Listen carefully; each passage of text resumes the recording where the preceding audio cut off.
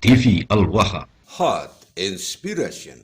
Di mana kita ketahui dari sisi Jam'iyah adanya dualisme kepemimpinan dan keretakan antar kubu keramat, katakanlah demikian, dengan kubu sultan yang sudah tidak menjadi rahasia lagi.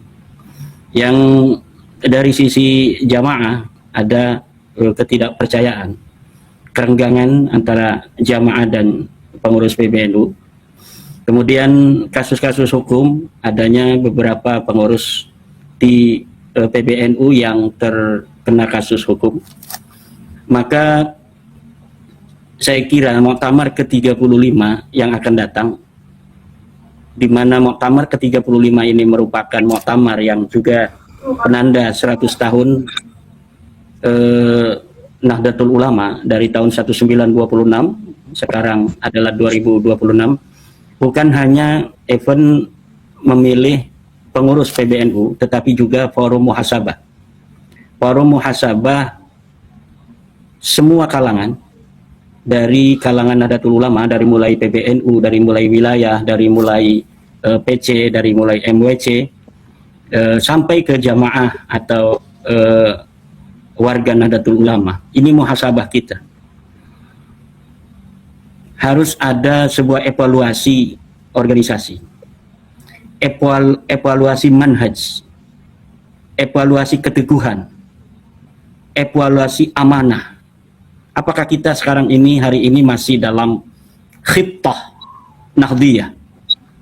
Apakah Nahdlatul Ulama kita ini masih bisa dikatakan sebagai kebangkitan ulama?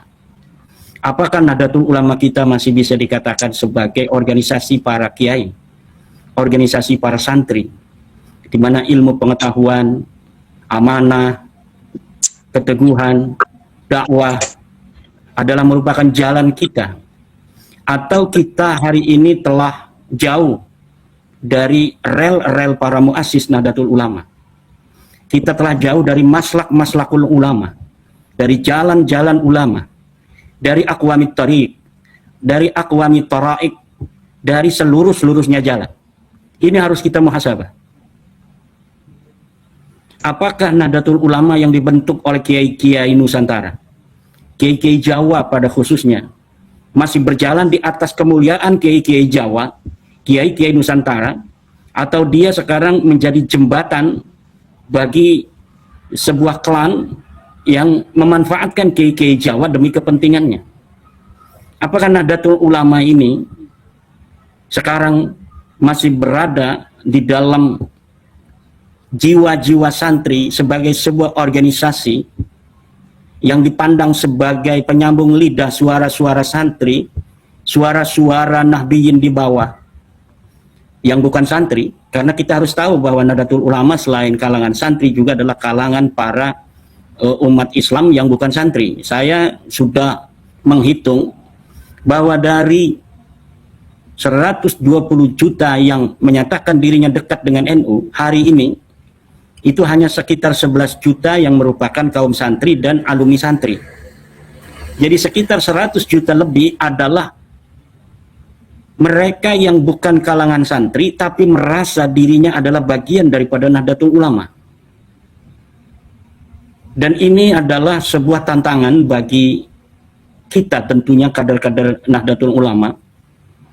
Bagaimana kita menjadikan NU senantiasa teduh bagi warga Nahdlatul Ulama, sehingga warga Nahdlatul Ulama masih nyaman bernaung di bawah payung Nahdlatul Ulama. Tentu di sini dibutuhkan sebuah keteladanan dari mereka yang menjabat sebagai pengurus Nahdlatul Ulama di atas. Sebagai sebuah nama yang menggunakan kata ulama, di situ ada ilmu pengetahuan, di situ ada akhlak. Karena ulama tidak hanya terkait dengan ilmu pengetahuan, tapi di dalamnya ada akhlak. Maka siapa saja yang akan menjadi pengurus Nahdlatul Ulama di semua tingkatan, terutama wabil khusus di pengurus besar Nahdlatul Ulama, harus mencerminkan dua hal ini. Yang pertama adalah ilmu pengetahuan, yang kedua adalah akhlak. Mereka yang merasa dirinya tidak mencerminkan nilai-nilai ilmu pengetahuan dan nilai-nilai suri tauladan, lebih baik sadar diri untuk tidak mengurus Nahdlatul Ulama. Karena pengurus besar Nahdlatul Ulama merupakan sebuah kaca benggala bagi 120 juta Muslim Indonesia yang menyatakan dirinya dekat dengan Nahdlatul Ulama. Nah, kita mengerucut kepada keadaan kita hari ini di tengah-tengah Nahdlatul Ulama yang terjadi. Realitas mengatakan ada dualisme, ada masalah dalam jamiah kita, dan masalah itu telah kemudian dimitigasi dan diselesaikan dalam forum konsultasi di Lirboyo tanggal 25 Desember 2025. Di dalam forum konsultasi antara Mustasar dan Surya PBNU disepakati beberapa hal terkait dengan islah antara kubu Sultan dan kubu Keramat. Yang pertama adalah bahwa harus segera dilaksanakan Muktamar ke-35 Nahdlatul Ulama secepat-cepatnya. Ini kata secepat-cepatnya, ini dinas di dalam hasil kesepakatan itu. Yang kedua, Muktamar Nahdlatul Ulama yang ke-35 dilaksanakan oleh Kiai Haji Miftahul Akhyar sebagai Raisam dan oleh Kiai Haji Yahya Khalil Stakuf sebagai Ketua Umum PBNU dengan melibatkan Mustasar, para sesepuh, dan pondok pesantren, pimpinan pondok pesantren untuk menentukan waktu, untuk menentukan tempat, dan kepanitiaan. Kemudian dari poin hasil konsultasi, rapat konsultasi di Lirboyo itu, kata secepat-cepatnya ini ditafsiri sampai 94 hari, sampai kemarin ditentukan panitia. Seharusnya kata secepat-cepatnya itu adalah ketika rapat konsultasi di Lirboyo itu selesai, dua kubu duduk bersama untuk segera menyusun kepanitiaan. Tidak perlu menunggu sampai 94 hari, dari mulai tanggal 25 Desember 2025 sampai 29 Maret 2026. Nah, ini sudah amanahnya, ini sudah dicederai. Kata secepat-cepatnya kemudian ditafsiri lama sampai 94 hari. Yang kedua, di dalam hasil rapat Lirboyo, katakan saja dengan singkat, dalam pertemuan Lirboyo itu bahwa kepanitiaan harus melibatkan mustasyar, sesepuh, dan pimpinan pondok pesantren. Nah, tentunya yang disebut mustasyar adalah para orang-orang tua di Nahdlatul Ulama di PBNU yang hari ini dari 2021 sampai 2026 masuk dalam struktur PBNU sebagai mustasyar. Dan yang dimaksud dengan sesepuh adalah orang-orang tua kita yang tidak masuk di dalam struktur mustasyar atau struktur apapun di PBNU, tetapi dia dianggap sebagai sesepuh Nahdlatul Ulama. Ini harus dilibatkan. Yang ketiga adalah pimpinan pondok pesantren. Dia bukan mustasyar, dia bukan sesepuh, bisa jadi dia masih muda seperti Kiai Ubed, Kiai Muhammad Abbas Biliaksi, tetapi dia pimpinan pondok pesantren, maka ini juga harus dilibatkan, atau perwakilannya harus dilibatkan. Untuk apa? Dilibatkan untuk satu, menentukan waktu, dua, menentukan tempat, ketiga adalah menyusun kepanitiaan. Nah, sekarang tanggal 29 ini kita telah membaca rilis dari PBNU bahwa telah dibentuk panitia. Tetapi di dalam panitia inti saya tidak melihat ada unsur dari mustasyar, tidak melihat ada unsur dari pesantren, tidak melihat ada unsur dari kesepuhan. Saya tidak tahu apakah ini by the process, sedang diproses penyempurnaan susunan panitianya, tapi paling tidak seharusnya unsur-unsur yang diamanahkan oleh pertemuan Lirboyo itu masuk di dalam kepanitiaan inti. Kalau kita mengatakan mustasyar itu lebih besar daripada rais am dalam struktur non-formal Nahdlatul Ulama, dan kesepuhan itu lebih besar daripada struktur non-formal Nahdlatul Ulama, maka seharusnya mustasyar dan kesepuhan dan pondok pesantren, kiai-kiai pondok pesantren itu berada levelnya di atas kepanitiaan di kepanitiaan muktamar. Dan ini kita belum melihat itu. Ini jangan sampai penyusunan panitia muktamar mencederai amanah Lirboyo 25 Desember 2025. Nah, kemudian yang harus juga diperhatikan bahwa muktamar kali ini bukan muktamar yang seharusnya dilakukan. Dia ada kata-kata muktamar dipercepat, bukan muktamar biasa. Ini bukan muktamar konvensional. Kalau misalnya seorang Rais Am dan seorang Ketua Umum PBNU harusnya adalah menjadi pimpinan atau penyelenggara yang diatur di dalam aturan Nahdlatul Ulama, itu dalam kondisi normal. Dalam kondisi yang abnormal seperti sekarang ini, di mana ada dualisme, ada keretakan, ada kerenggangan yang hampir saja ini membawa NU ke dalam titik nadir. Ini hal-hal yang adiyah, ini bisa kesampingkan. Maka forum-forum non formal seperti kesepuan atau mustasad, untuk keterbukaan adanya ketidakpercayaan warga Nahdliyin terhadap pengurus PBNU hari ini, harusnya panitia itu dari kalangan mustasar dan dari kalangan kesepuan dan pesantren yang harus ditonjolkan. Karena ada ketidakbiasaan, ghair adi yang terjadi di PBNU hari ini.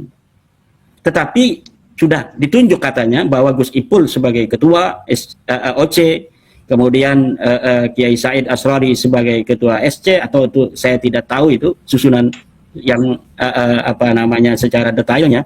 Tetapi saya kira unsur-unsur amanah Lirboyo, yaitu mustasar, kesepuan, dan pimpinan pondok pesantren, harusnya dicerminkan di dalam susunan panitia inti, bukan hanya sebagai pelengkap. Karena itu amanah islah, atau kita sebut amanah konsultasi di pertemuan Lirboyo.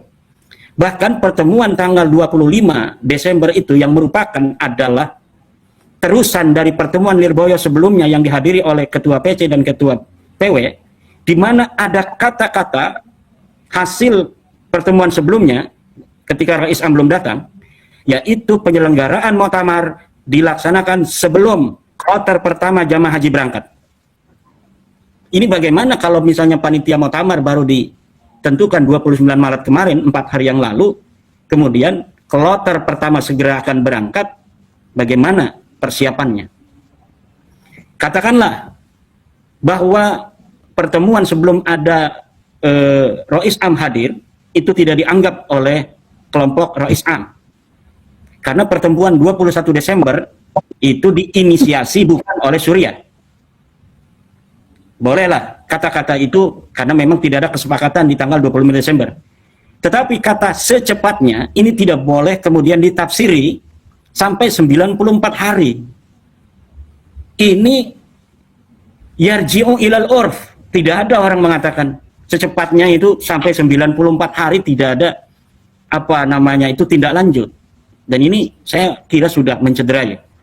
Tetapi kita masih ada harapan untuk kepanitiaan muktamar ini, yaitu untuk menunjukkan kepada warga Nahdliyin khususnya dan bangsa Indonesia pada umumnya bahwa Nahdlatul Ulama masih punya kehormatan, yaitu dengan para panitia ini harus mencegah adanya kabar burung yang selama ini berseliweran, misalnya tentang riswah yang ada di arena muktamar.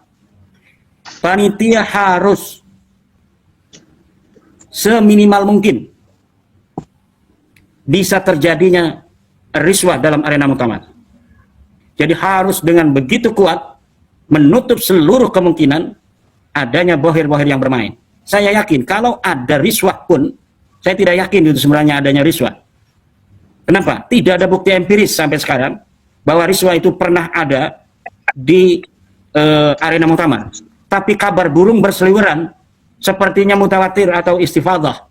Tetapi istifadah juga bisa ayyakuna asluhu talbisan. Katakanlah itu ada atau katakanlah tiada. Tetapi tugas daripada panitia muktamar hari ini berusaha sekuat mungkin agar tidak ada celah sedikit pun dalam Muktamar ke-35 ini, Muktamar Agung, Muktamar yang merupakan 100 tahun yang lalu PBNU atau Nahdlatul Ulama didirikan, yaitu 1926, hari ini 2026. Bagaimana caranya? Rubah sistem pemilihan pengurus. Kalau sistem pemilihan pengurus yang selama ini terjadi, ini membuka celah adanya orang-orang luar untuk masuk. Karena kiai-kiai kita, calon-calon kita, kader-kader kita nggak punya duit. Kalau kabar burung itu benar, misalnya ada satu pemilih suara, itu dikasih uang 50 juta. Kalau harus 500 suara kali 50 juta berapa? Yakin saya, itu bukan duitnya kiai, itu bukan duitnya calon. Pasti ada bohir di belakang itu, yang tujuannya apa? Dia ingin mengintervensi Nahdlatul Ulama. Maka Nahdlatul Ulama sebagai sebuah organisasi para kiai, para santri yang besar, yang sangat mendapatkan dukungan jamaah yang begitu luar biasa, harus bersih dari segala intervensi orang-orang yang bukan kalangan Nahdlatul Ulama kepada Nahdlatul Ulama, yaitu dengan cara tidak boleh ada bohir masuk dalam arena muktamar. Uang-uang selawat dari para kiai itu saja yang boleh masuk. Saya yakin uang selawatnya kiai itu tidak akan bisa untuk mempengaruhi orang lain mencalonkan dirinya atau memilih dirinya. Karena kiai-kiai kita itu kiai-kiai yang tidak mencintai dunia. Tapi untuk kepentingan, misalnya dia merasa saya akan bisa untuk membesarkan Nahdlatul Ulama, dan saya tidak percaya kalau orang lain dipilih bisa membesarkan Nahdlatul Ulama.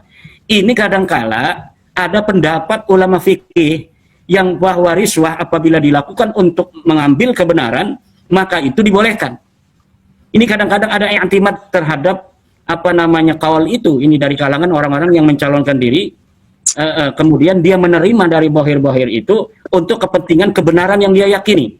Dan saya tegaskan bahwa yang boleh dilakukan di dalam riswah yang sebagian ulama menganggapnya boleh itu hanya untuk yang hak. Misal, orang sedang berperkara di pengadilan tentang tanahnya yang diaku oleh orang lain.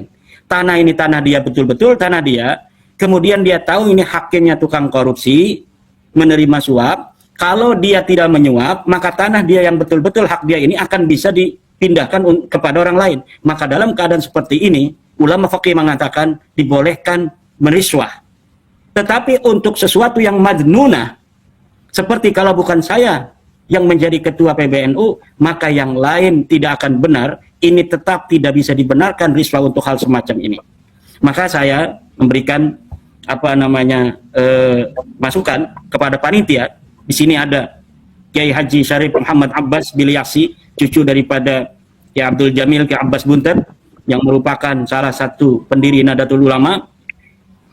Saya usulkan pada panitia untuk pada Muktamar ke-35 yang akan datang ini merubah sistem pemilihan. Kita nggak usah malu mengadopsi sistem pemilihan ala Muhammadiyah misalnya, atau sistem wilayatul faqih yang ada di Iran, di mana yang memilih ketua umum pun itu bisa adul hali wal aqdi, atau apa saja namanya, yang penting tidak dipilih oleh banyak orang dari wilayah dan dari PC yang terbatas, banyak tapi terbatas, hanya 500 orang, yang ini bisa disuap. Na'udzubillah kalau itu terjadi. Saya hanya ikuti kabar burung. Nah, tetapi jika sistemnya seperti Muhammadiyah, itu sulit untuk adanya riswah di sana. Atau wilayatul faqih, ahlul hali wal aqdi. Kita harus husnudzon, para orang-orang tua kita tidak mungkin mau menerima daripada riswah-riswah itu. Nah, oleh karena itu, apapun itu bentuknya, yang penting kita bisa menutup keran, menutup celah adanya intervensi dari pihak lain kepada Nahdlatul Ulama dengan cara dia menjadi bohir di dalam satu perhelatan muktamar dengan memegang satu calon, untuk kemudian setelah calon ini jadi, akhirnya dia bisa memanfaatkan organisasi yang tercinta kita, Nahdlatul Ulama. Saya mohon maaf ini kelamaan ya Ubed, ini adalah rasa cinta kita untuk Nahdlatul Ulama. Terima kasih. Ya, baik. Selamat datang Kiai Abbas Billy dan Dr. Sugeng, dan terkhusus kepada Kiai Abbas, kehormatan buat saya untuk Pak Kiai bisa mampir di channel saya, karena beliau ini teman-teman jarang ataupun tidak pernah podcast live seperti ini. Kecuali satu podcastnya di Bang Haji Roma, gitu ya. Alhamdulillah bisa mampir di channel saya, membahas terkait tentang NU ke PBNU ke depan, karena kita cinta, kita sayang dengan NU, dan kita harus peduli juga bagaimana pemimpin yang nanti akan terpilih nanti di Muktamar NU. Coba perlu ada masukan-masukan yang sangat kuat dan sangat berarti strategis terkait Muktamar NU, karena saya mendengar Keimat sedikit khawatir juga Muktamar ini jangan sampai Muktamar dipercepat tapi hasilnya Muktamar yang biasa-biasa saja seperti dilakukan setiap 5 tahun sekali gitu. Jadi harus ada sebuah pesan daripada istilah gitu Koyo. Baik, sekarang kita ke Abbas untuk mendengarkan bagaimana pandangan terkait Muktamar NU yang dipercepat ini, dan bagaimana masukan-masukan yang berarti supaya nanti siapapun yang terpilih itu bisa membawa perubahan yang besar terhadap NU ke depan. Monggo, silakan Pak Kiai. Assalamualaikum warahmatullahi wabarakatuh. Bismillah, walhamdulillah, wassalatu wassalamu ala sayyidina rasulillah wa ala Waalaikumsalam warahmatullahi wabarakatuh. la hawla wa la quwata illa billah wa ba'd. Alhamdulillah, pada malam hari ini saya bisa berjumpa dengan panjenengan semua, wabil khusus Kiai Imat, kemudian juga kawan-kawan semua. Memang saya pasca saya mengurusi PWI ini, saya memang jarang tampil di podcast karena memang dalam rangka supaya tidak terlalu banyak framing terhadap PWI, karena PWI Laskar Sabila ini baru muncul, baru seumur jagung. Jadi kalau dikeroyok oleh hama orang terlalu banyak, saya takut mati nantinya. Makanya saya sengaja saya ngumpet dulu. Artinya menjaga itu semua dalam rangka menjaga perjuangan, karena saya mengharapkan bahwa pergerakan PWI dan Laskar Sabila ini ada pergerakan yang efektif dalam membentengi bangsa dan negara dan agama ini, dan efektif juga untuk melawan yaitu adalah orang-orang yang radikal, kelompok-kelompok radikal yang intoleran yang kadang-kadang mengganggu di Indonesia ini. Makanya saya harap PWI Laskar Sabila ini akan selalu berkembang dan lebih besar lagi. Makanya saya untuk awal-awal memang saya jarang membuat podcast, jarang membuat statement-statement, karena takut nanti akan berdampak sama PWI. Kalau dulu sebelum di PWI saya sering, karena saya pribadi, saya nggak jadi masalah kalau saya pribadi. Ya, kemudian yang terkait tentang masalah yang berkaitan dengan PBNU, Muktamar PBNU, tadi sudah dipaparkan oleh Kiimat masalah riswah ya. Ya memang saya menanggapi itu bahwasanya apapun yang terjadi, apapun yang akan siapapun yang akan dipilih, hindarkan diri dari riswah itu kan. Karena riswah ini adalah sangat meracuni daripada nilai-nilai daripada yang diusung oleh Nahdlatul Ulama, dan juga termasuk merusak harga diri daripada Nahdlatul Ulama, merusak kekuatan.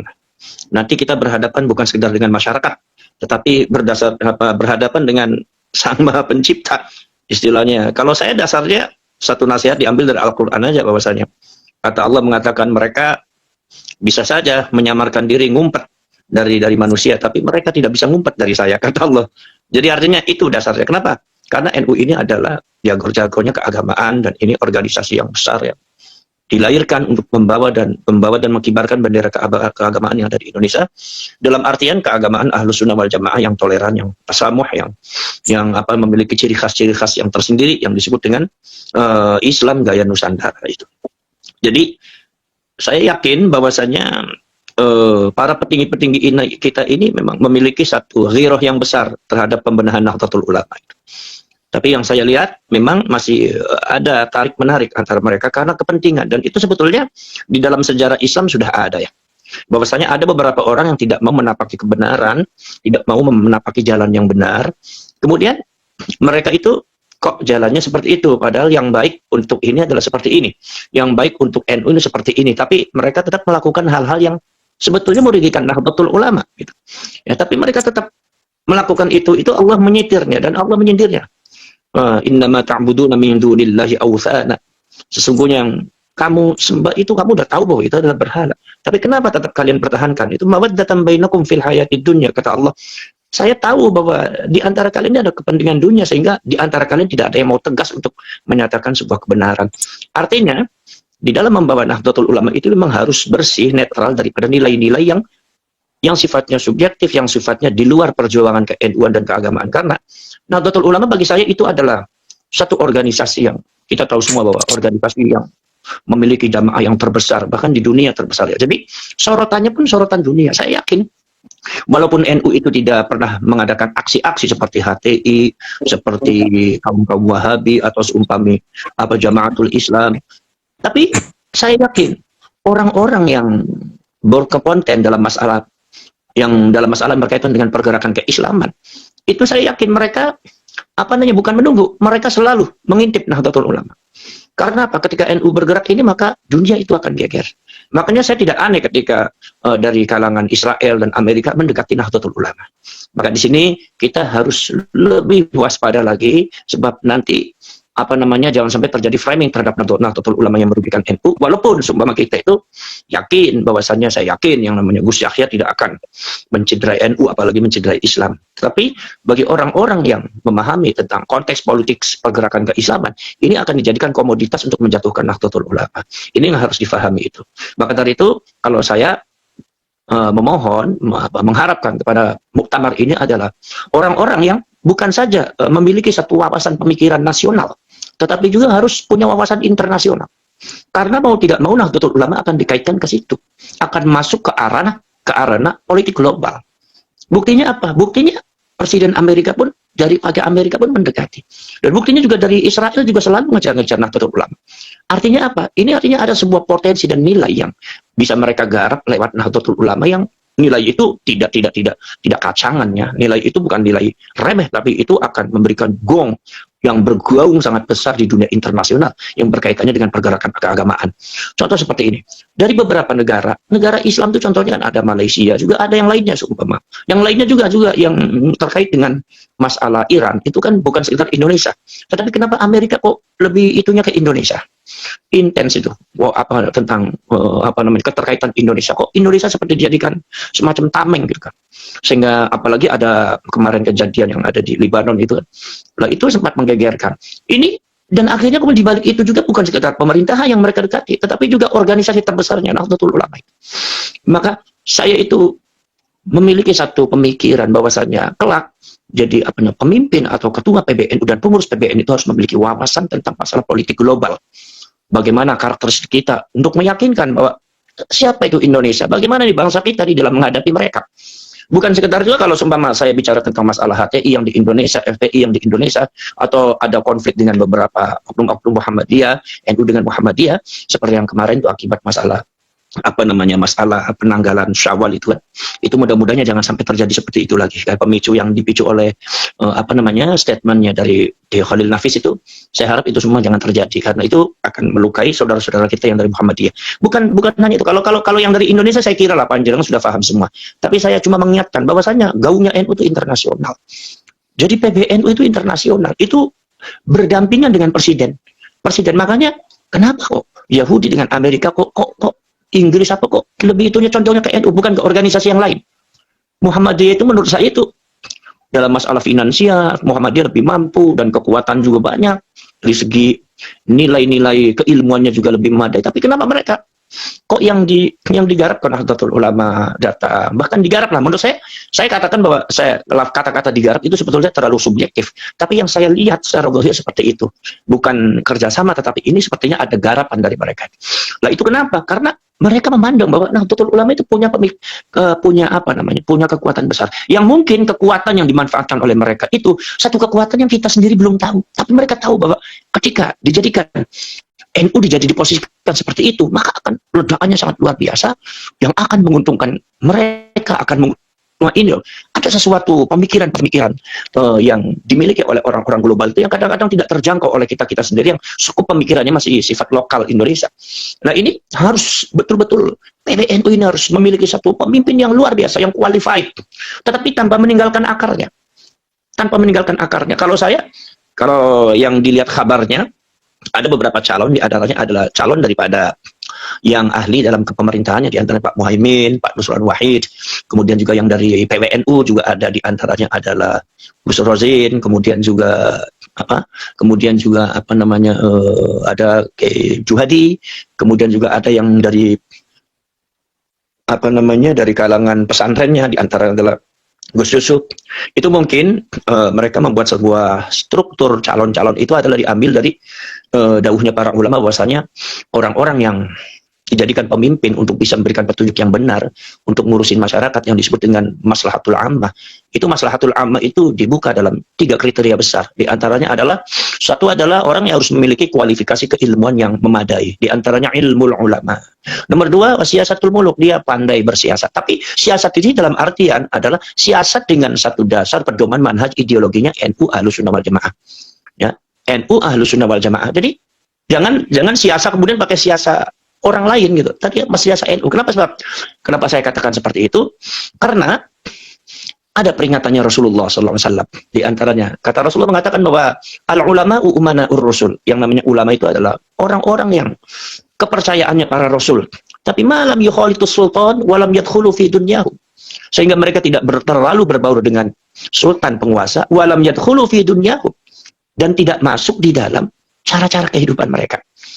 Kalau mukhalatoh dengan sultan, bergaul dengan dengan penguasa, boleh, tidak jadi masalah dalam rangka dakwah sesama umat Islam, dan ada tujuan-tujuan untuk dakwah Islamiyah, sehingga lahirlah apa yang disebut dengan bahwasanya yang paling bagus itu adalah mengucapkan kata-kata yang hak di depan sultanin jair, yaitu adalah atau penguasa yang jahat atau yang tidak baik gitu.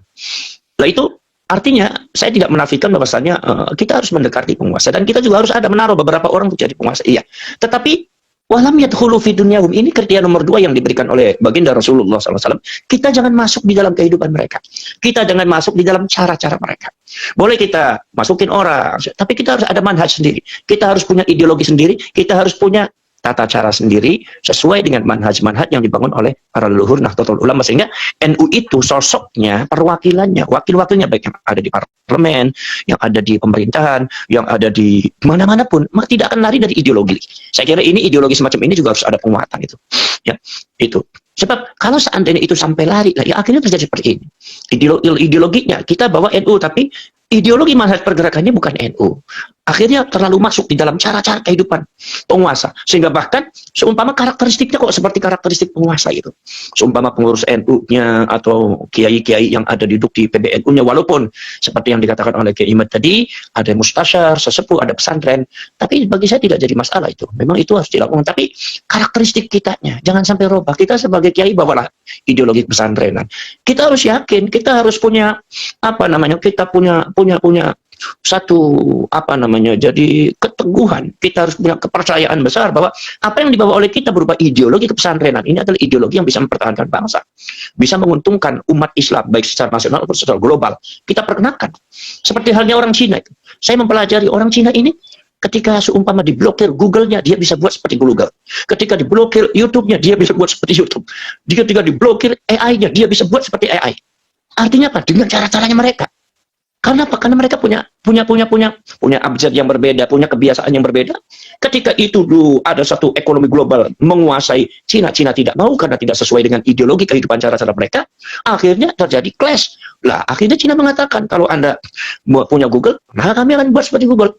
Kalau Anda punya AI, kami pun akan buat seperti AI. Kalau Anda pun punya YouTube, kami pun akan membuat seperti YouTube. Tapi apa? Membuat satu konsep modernisasi di dalam kehidupan sosial kemasyarakatan, tapi tanpa harus menghilangkan ideologi daripada masyarakat Cina itu sendiri. Itu saya kira itu barangkali utlubul ilma walau bisin itu di situ.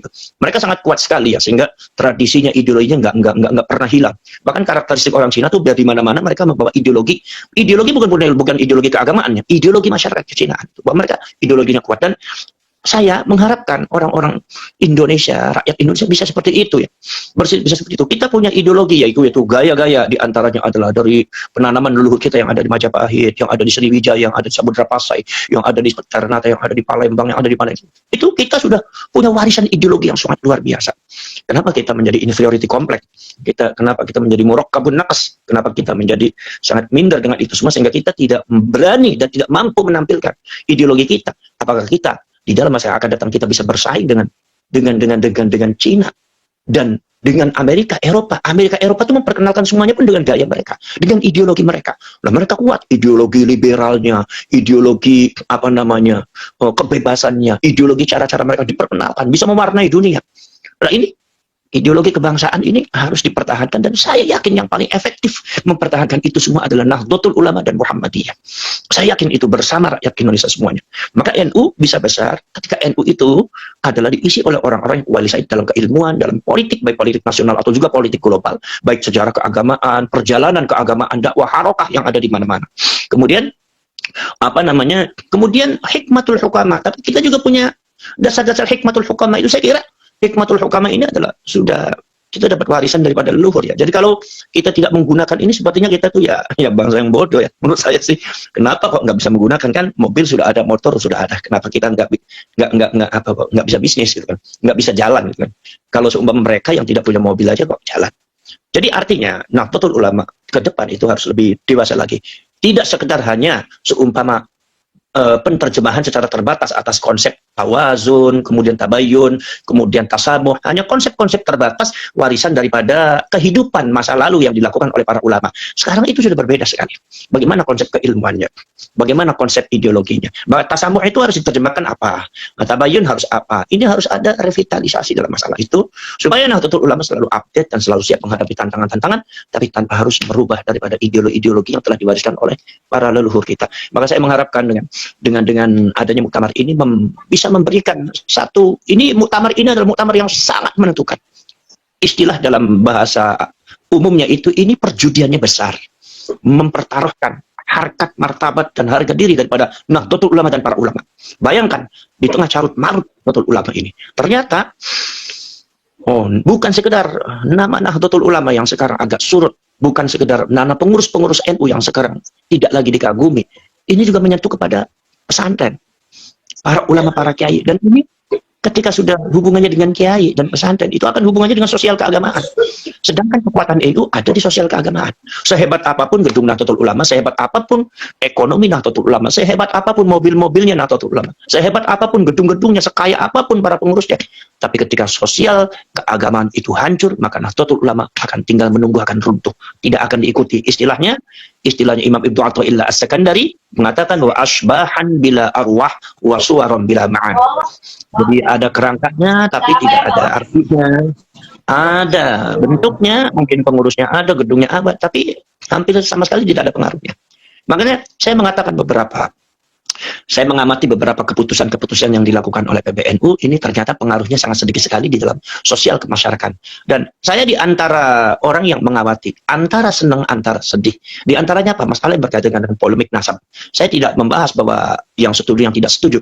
Tapi artinya bahwasanya efektivitas daripada fatwa-fatwa dan nasihat-nasihat ulama-ulama yang ada di PBNU dan NU, sekarang itu pengaruhnya sangat sedikit sekali. Bahkan yang lebih besar itu adalah gerakan daripada masalah nasab itu. Artinya apa? Di sini saya tidak, kalau seumpama diitukan secara objektif, memandang bahwasanya agak surut ini kekuatan dan pengaruh Nahdlatul Ulama, digempur oleh NU muda kultural, itu pun mereka sudah mulai runtuh. Artinya muruahnya, pengaruhnya itu hampir sama sekali beda dengan yang jauh, dengan yang dulu-dulu. Ini yang saya itu kan. Maka untuk cara memilih kita, orang yang qualified ini, maka kita harus menghindarkan diri dari riswah. Sebab riswah ini yang akan merusak kekuatan Nahdlatul Ulama. Saya itu hanya mengingatkan kepada kawan-kawan yang ada di NU dan di PBNU, bahwasanya ada sebuah cerita, ya barangkali ini dongeng dulu, cerita dulu. Karena memang kita ini kadang-kadang menyampaikan pesan yang paling efektif dengan cerita ya. Makanya di Al-Quran itu semuanya dengan cerita, bahkan ada surat Al-Qasas. Jadi ada dulu yang namanya kiai itu kan, tiba-tiba dia ibadah bertahun-tahun, begitu keluar dari kamarnya ternyata di depan rumahnya itu ada pohon yang disembah oleh orang masyarakat. Akhirnya kiai itu marah, akhirnya kiai itu akan mengancam menebang pohon. Begitu lagi menebang pohon, mau akan menebang pohon, datanglah iblis, berantemlah sama iblis. Ternyata iblisnya itu kalah. Dan ketika iblisnya kalah, kata iblis mengatakan, tolong kiai, sampean kalau bisa tolong saya sampean balik lagi, sampean balik lagi, sampean di mihrabnya lagi, sampean ada di mihrabnya lagi, kemudian sampean sholat lagi lah, sampean sholat lagi, kemudian sampean ibadah lagi. Toh ini juga masih pagi-pagi, belum ada orang yang tahu. Jadi kalau sampean sholat, balik lagi, tidak menebang pohon ini adalah aset saya, Kiai. Jadi sampean tolong. Nanti saya kasih uang sampean di bawah sajadahnya. Akhirnya nggak tahu bagaimana Kiai itu pulang. Begitu Kiai itu pulang, dari setiap sujud ada uang, diantaranya seumpama ya 5 juta. Setiap sujud 5 juta, 5 juta. Tiba-tiba berkurang. Jadi 1 juta, dari 500.000 jadi 50.000, jadi nggak ada gitu. Begitu nggak ada, itu akhirnya Kiai marah-marah lagi. Kata Kiainya kurang ajar nih, iblis membohongin saya. Akhirnya dia keluar lagi, dia bawa kampak lagi, dia mau tebang lagi itu pohon. Wah, dihadang oleh iblis. Berantem lagi Kiai dengan iblis. Lah kali ini berbeda. Kenapa? Kalau pertama iblisnya kalah, kekuatan Kiainya sangat besar. Kalau yang kali ini Kiainya yang kalah, kekuatan iblisnya sangat besar. Akhirnya Kiainya aneh. Kata Kiai mengatakan, wahai iblis, dulu kamu tuh kalah berantem dengan saya, tapi sekarang kok kamu tenaganya sangat luar biasa, bentuknya lebih besar. Kata iblis mengatakan, kalau kemarin kamu mau menebang pohon ini adalah niatnya ikhlas lillahi ta'ala. Tapi ketika saya suap kamu, dan kamu disuap, setelah disuap, saya stop suapannya, kamu marah-marah, kamu mau nebang pohon, sekarang saya hadapi kamu, ternyata kamu kalah. Manggilnya pun sudah bukan Kiai lagi, tapi kamu kalah. Ya. Kenapa? Karena kamu keluar sudah tidak ikhlas lagi, karena ingin mengharapkan uang riswah dari saya. Jadi kekuatan Kiai itu tidak ada. Maka akhirnya bukan sekedar kekuatan Kiai itu hilang juga, tapi kemungkaran pohon itu juga akhirnya tidak bisa dihentikan. Maka sangat berbahaya sekali kalau semua Nahdlatul Ulama itu tidak bisa menghasilkan satu kepengurusan yang tidak qualified. Ya. Kalau saya mengharapkan semuanya itu juga dikaitkan seperti apa yang disampaikan oleh Kiai Imad ya, tanpa like or dislike. Ya, saya kemarin juga sangat kaget ya, ketika ada beberapa saudara yang di PBNU itu mengirimkan sama saya, Gus, ini di antara panitia ya, ternyata di situ ada beberapa personality yang saya anggap kedudukannya tidak netral. Menurut saya itu kurang netral. Nanti ini hasilnya, saya khawatirnya hasilnya akhirnya jual beli lagi. Artinya apa namanya? Ada istilahnya itu adalah ya proses seperti itu, akhirnya tidak mendapatkan orang-orang yang qualified lagi. Jadi dipilih berdasarkan beberapa kepentingan-kepentingan yang sebetulnya tidak ada kaitannya dengan Nahdlatul Ulama, tetapi di masa yang akan datang, bahkan sekarang pun itu akan menjatuhkan muruah NU sebagai pergerakan keagamaan Ahlus Sunnah wal Jamaah, kemudian juga muruahnya para ulama, para kiai dan PBNU. Ya, seperti contohnya sosok Gus Ipul. Gus Ipul kemarin juga sempat ada masalah ya dengan Gus Yahya. Kemudian juga sosok Pak Nuh, Pak Muhammad Nuh juga kemarin saya juga aneh ketika Yai Zulfa Mustafa ditanya, ternyata yang jawab terus itu kok Pak Muhammad Nuh itu kan. Malah Kiai Zulfanya seolah-olah kayak bingung gitu kan. Ini ada apa ini? Nah, kita ini bukan hidup di era tahun 60-an, tapi kita sudah mengerti semua bahwa itu gejala-gejala yang kurang bagus menurut saya. Jadi ada sesuatu kekuatan yang besar untuk menangkap Nahdlatul Ulama, untuk kepentingan-kepentingan tidak benar, baik kepentingan nasional ataupun juga ada kepentingan politik global dan pergerakan yang ada di global. Jadi itu yang harus kita tangkal ya. Kenapa? Karena itu semua akan merusak NU. Sementara Nahdlatul Ulama ini adalah satu-satunya organisasi yang jadi yang sangat diharapkan ya keberadaannya di Indonesia, dan juga termasuk untuk menangani yang sifatnya global ya, internasional lah. Maka dulu Mbak Wahab Hasbullah dan Mbak Hashim Asy'ari juga sempat kan datang ke Saudi Arabia untuk mencegah pemerintah Saudi untuk membongkar makam. Itu artinya apa? Artinya Nahdlatul Ulama itu dibentuk oleh para masyayikh itu bukan sekedar untuk Indonesia, tetapi juga untuk dunia internasional adalah Ahlus Sunnah wal Jamaah. Cuma saya membacanya, ketika saya membaca ada di satu pergolakan Harakah Islam yang ada di Mesir, Harakah Islam yang ada di apalagi Iran ya, di Persia. Persia kan dulunya Ahlus Sunnah wal Jamaah juga. Kemudian yang ada di Syria, yang ada di Jordan, itu hampir Ahlus Sunnah wal Jamaah ini memang pergerakannya sangat lemah sekali di mana-mana itu. Jadi saya sendiri belum tahu itu apa itu dasarnya, itu harus kita cari itu apa itu buahnya. Jadi pergerakannya ya bukan masalah kekuatan ideologi ya atau kebenaran, ini pergerakannya sangat lemah. Sehingga beberapa di Syria itu adalah pos-pos Ahlus Sunnah wal Jamaah dikuasai oleh Syiah. Di Irak juga dikuasai oleh Syiah. Bahkan sekarang Persia, Iran sudah isinya Syiah semua. Ahlus Sunnah wal Jamaah malah udah diatur-atur nggak boleh buat masjid dan segalanya. Artinya secara harakah ini kita sebagai Ahlus Sunnah wal Jamaah itu harus dibangun lagi apa yang kata Kiai Imad tadi, jangan gengsi lah, jangan malu-malu dan jangan segan-segan untuk mengambil beberapa pelajaran daripada pergerakan orang lain atau organisasi lain, asal ada syaratnya, asal yaitu sesuai dengan ideologi Ahlus Sunnah wal Jamaah, Al-Asy'ariyah wal Maturidiyah dan Nahdlatul Ulama. Itu saja dulu dari saya. Assalamualaikum warahmatullahi wabarakatuh. Waalaikumsalam warahmatullahi wabarakatuh. Ya, artinya kalau kita salah milih pemimpin ya, dampaknya akan jadi luar biasa, bahkan rawan ya untuk terjadi konflik-konflik seperti yang lalu, Pak Kiai. Gitu kan. Baik, kita ke Ubed untuk menanggapi, nanti dilanjutkan dengan Dr. Sugeng. Monggo, Pak Ubed. Terima kasih Mas Erli. Aziman wa ikroman saya teruntuk Syarif Kiai Haji Abbas Ilyasi yang telah menginspirasi gerakan baru civil society di Indonesia.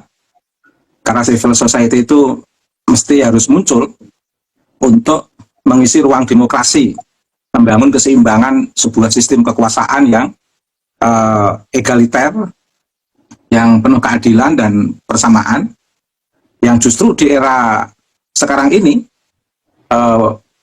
terasa berkurang, kalau nggak boleh dikatakan hilang,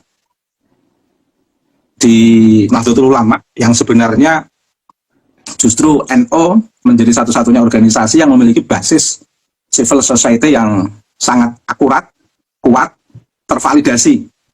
Nah, tapi sekarang seiring dengan kepemimpinan sekarang ini betul-betul merosot.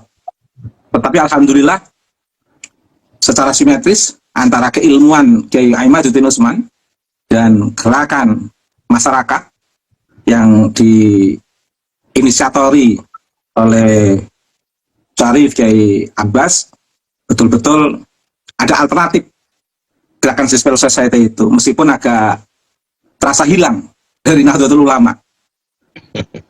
Dan juga rasa hormat saya untuk Dr. Sugeng yang juga menguatkan perspektif saintifik untuk sebuah peradaban Indonesia, dan ini menurut saya sangat penting karena Indonesia untuk membangun sebuah peradaban harus dimulai dengan kesadaran untuk menerima ilmu pengetahuan, termasuk ciri khas ulama harus menerima peringatan melalui ilmu pengetahuan. Jadi ulama itu memang tidak boleh main perasaan, ulama itu mainnya main keilmuan, dan Dr. Sugeng cukup sukses menandai perspektif saintifik di Indonesia ini, menguatkan keilmuan Kiai Aimaduddin Utsman dan sekaligus terjembatani menjadi sebuah gerakan transformasi Kiai Syarif Kiai Abbas di tengah masyarakat untuk bersama-sama masyarakat mengisi ruang civil society. Baik, pertama kita memang sepakat bahwa riswah jangan terjadi di tengah muktamar organisasi yang kita cintai, Nahdlatul Ulama. Kalaupun sebenarnya dibandingkan dengan mengeluarkan uang untuk sebuah al-ahaq wal mustahak, itu sebenarnya bukan dalam konteks riswah mengeluarkan uang untuk konteks al-ahaq wal mustahak, tapi al-ahaq ayat taba'a li izil Islam wal muslimin, sebenarnya bukan dalam konteks riswah. Tetapi oleh beberapa kiai dimasukkan dalam ruang basul masail, seolah-olah memang itu disebut sebagai sebuah diperbolehkannya riswah dalam konteks sebagai sebuah hak. Tapi sebenarnya bukan dalam konteks diperkenankannya riswah, tapi memang itu bagian daripada jihad fisabilillah bil mal. Karena di sana ada al-ahaq ayat taba'a li izil Islam wal muslimin, sebenarnya konteks fikihnya di sana. Terkait dengan muktamar, Mas Charlie, juga penonton setia Charlie Channel, saya ingin menyampaikan ada gejala yang sangat mengkhawatirkan menurut saya. Kita perlu tahu dan perlu memahami waqi'iyah duduk persoalan diadakannya muktamar dipercepat itu karena ada permasalahan internal PBNU yang luar biasa yang nampak secara publik di kalangan kiai, di kalangan nahdiyin, dan bahkan masyarakat Nusantara. Lah, tujuannya apa dipercepat? Untuk melewati kepengurusan sekarang ini, biar segera diganti maksudnya. Artinya biar segera diganti, biar besok tidak jadi lagi, biar kepengurusan baru, wajah baru, biar nuansa KNU-nya ini kembali lagi, nuansa civil society, nuansa keadilan, kesetaraan, nuansa kemanusiaan yang ada di PBNU ini betul-betul nuansa organisasi sosial kemasyarakatan, bukan nuansa organisasi politik. Sehingga harus dipercepat muktamar itu. Nah, tetapi menjadi problem ketika pengurus yang akan datang, pengurusan masih sama dengan pengurus yang sekarang. Kalau masih sama ya nggak usah muktamar dipercepat, diperlambat aja sekalian. Nah, jadi duduk persoalan muktamar dipercepat itu sebenarnya ada sebuah ghirrah, ada sebuah al-aslah, sumal aslah, ada sebuah upaya untuk membangun keseimbangan kepengurusan yang betul-betul kepengurusan yang sempurna dalam konteks sebagai organisasi yang transformatif. Sementara yang ada sekarang ini sangat tidak transformatif, mencerminkan sebagai sebuah kepengurusan yang memang transaksional, sangat politis. Oke, cirinya di mana? Itu nampak elit PBNU sekarang ini itu transaksional dan politis. Cirinya melepaskan diri dari gerakan transformasi, melepaskan diri dari proses pendampingan dan pencerahan.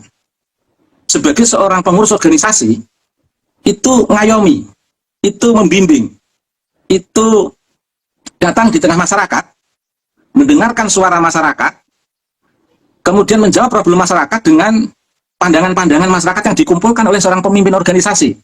Sehingga seorang pemimpin organisasi itu menjawab problem masyarakat dari pendapat masyarakat yang telah tersistematisir oleh seorang pengurus organisasi dengan dikuatkan oleh teori-teori pembebasan dan pencerahan.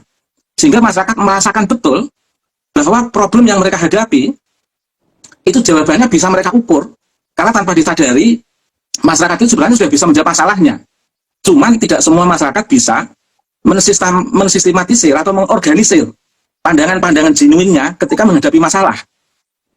Pada fenomena masyarakat yang seperti ini, itu dibutuhkan seorang organisatoris, seorang intelektual yang terlibat di tengah masyarakat. Lah, elit sekarang ini bukan merangkul masyarakat, malah justru melempar masyarakat.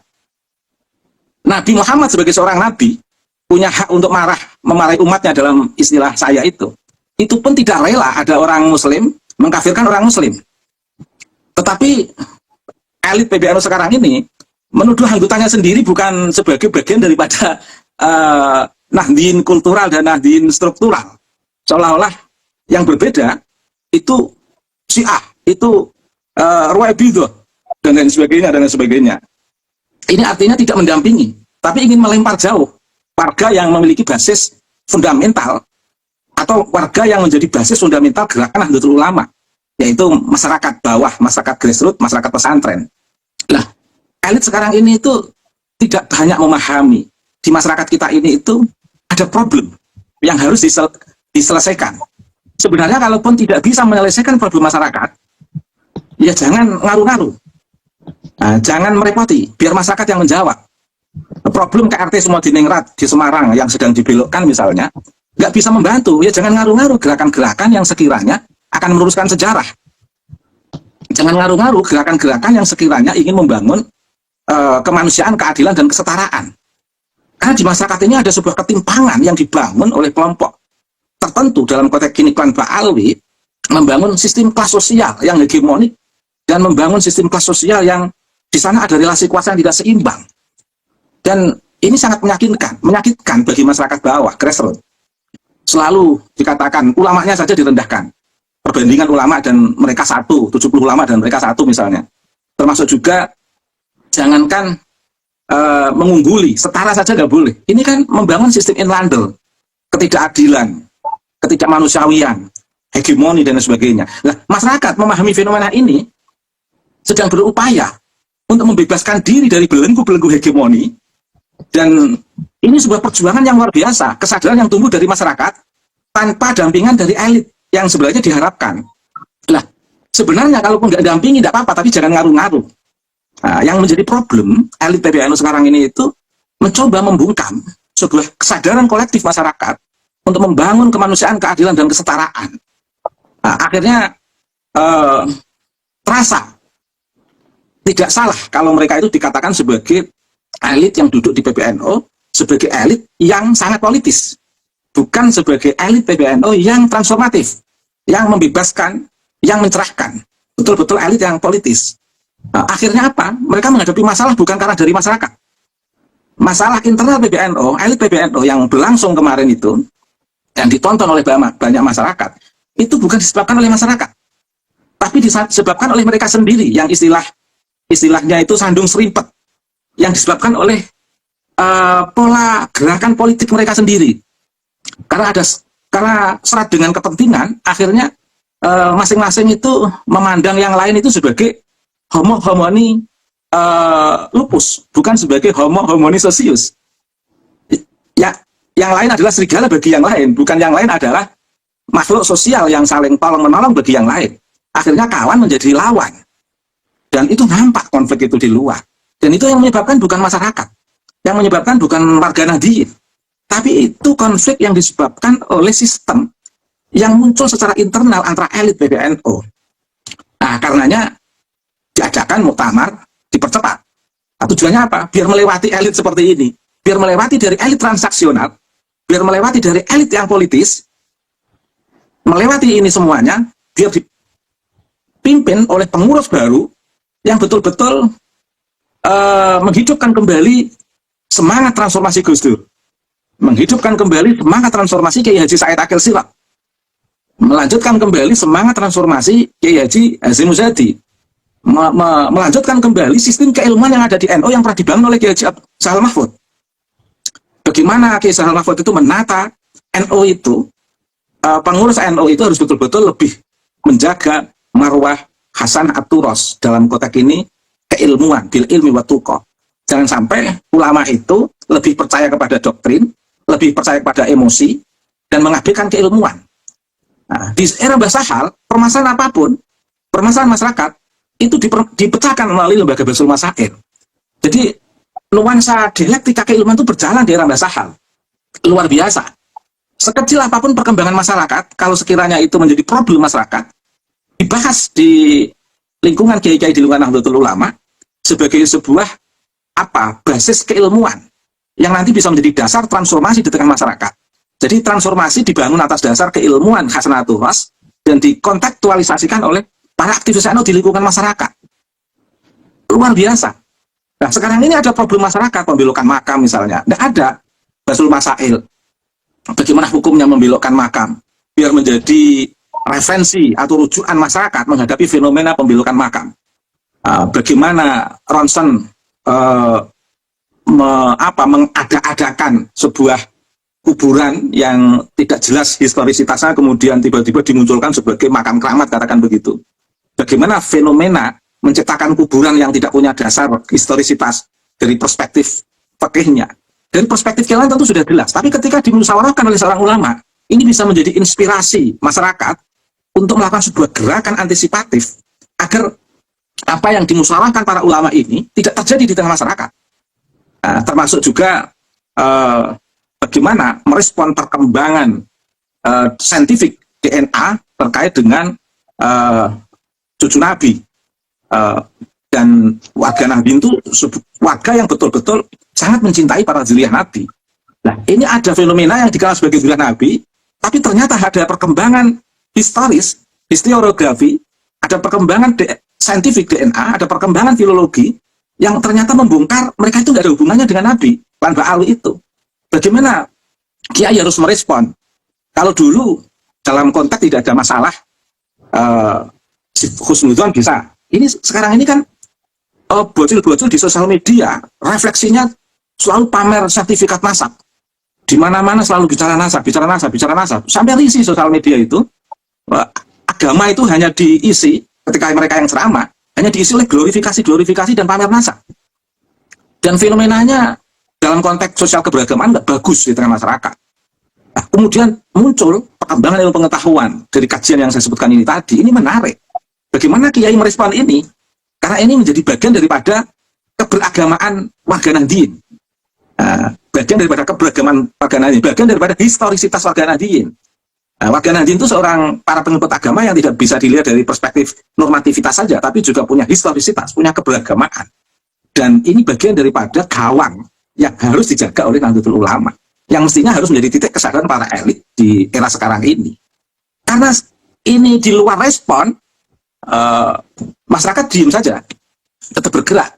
Seperti Syarif Kiai Abbas tetap bergerak menginspirasi masyarakat membangun gerakan civil society, membangun keadilan, kemanusiaan dan kesetaraan. Kiai Imat, Dr. Sugeng. Ini berjalan tanpa iringan sebuah organisasi besar yang sebenarnya menjadi bagian daripada kawasan yang harus dijaga sebagai jaga gawang lah katakan organisasi ini. Tapi ini tidak berjalan. Meskipun begitu masyarakat tidak marah. Kemudian ada masalah internal, itu sebenarnya kan masalah mereka sendiri, nggak ada hubungannya dengan masyarakat. Nah, dari fenomena itulah maka ya udahlah muktamar dipercepat, biar segera ganti pengurus, biar segera ada pembaharuan, biar segera ada reformasi, biar segera ada restrukturisasi, biar NU bisa tancap gas, jalan kencang, melakukan pembebasan, pencerahan, membangun kemanusiaan, keadilan dan kesetaraan. Targetnya ke sana. Lah, saya membaca ada gejala yang kalau istilah saya itu ta'jilu aqdil mu'tamar lil am lil jami'ah nahdlatul ulama li tajawuzi wa tahallusi min tajaribi ahdil idarah al haliyah walakinnaha satatawalla al qiyadata maratan ukhra fil ahdil qadim wa hadha amrun la yajuzu as-sukutu anhu. Nah, simpulan saya di situ Mas Herli. Diadakan muktamar itu tujuannya untuk melakukan reformasi terkait dengan fenomena yang ada, tapi saya membaca gejala yang menjadi elit sekarang ini. Saya baca 80% itu akan jadi pengurus baru nanti. Di samping didukung dengan suasana kepanitiaan. Ini sebenarnya mengkhawatirkan sekali. Itu aja Mas Herli sebagai pengantar. Terima kasih. Ya, baik. Memang sepertinya muktamar ini itu memang saatnya dan memang harus untuk bersih-bersih ya. Bersih-bersih dari unsur-unsur riswa, kemudian bersih-bersih dari oknum-oknum ya yang masih membantu mengglorifikasikan nasabah alawi ataupun bersih-bersih dari hal-hal lainnya yang tidak mengedepankan untuk kepentingan umat, ya kan? Nah, ini yang memang harus kita benahi dan bagaimana muktamar NU ini jangan salah pilih pemimpin. Baik, kita ke Dr. Sugeng, karena kemarin juga kita sering bahas juga tektokan ya tentang PBNU ke depan seperti apa, termasuk riswah ini gitu kan, dan bahkan juga Dr. Sugeng sudah punya fatwa mana yang halal dipilih dan mana haram yang dipilih gitu ya. Monggo silakan Dr. Sugeng.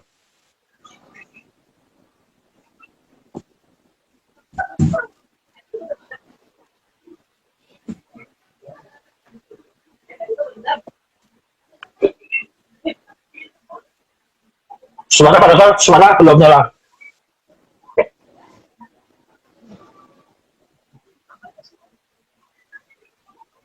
Sekarang? Sekarang Ya, suaranya lah. Oh. Aman. Pertama, saya belum lebaran dengan semuanya, terutama Gus Abbas ya. Mohon maaf lahir dan batin. Pasti salahnya juga banyak gitu ya. Dengan juga subscribernya Mas Charlie juga mohon maaf lahir dan batin. Kembali ke topik dulu, saya pernah bilang siapa saja yang haram mencalonkan diri di PBNU, ya saya tetap di situ. Kalau mencalonkan saja haram, jadi panitia juga haram. Karena kalau sudah mencalonkan diri haram, jadi panitia itu jadi kanal kepentingan dia nanti untuk apa. Jadi kalau mungkin bahasa fikihnya itu harus mandi besar ya, mensucikan diri gitu. Biarkan yang bersih itu menjalankan. Karena apa, titik krusialnya NU itu bukan berperan besar ikut mengawal Indonesia menjadi negara maju 2045. Kalau kira-kira 10-11 tahun terakhir itu terjadi perlambatan. Ya. Laki-laki sudah Pak Dok.